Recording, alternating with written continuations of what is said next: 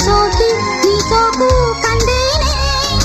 వెలికి రాని వెర్రి ప్రేమ కన్నీటి ధారలోన కరుగుతున్నది నాదు శోకమోపలేక నీ గుండె బాధపడితే తాళనన్నది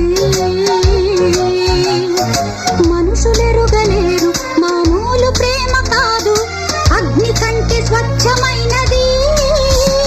మమకారమే ఈ లాలి పాటగా రాసేది హృదయమా ఉమాదేవిగా శివుని అర్ధభాగమైనాలోన నిలువుమా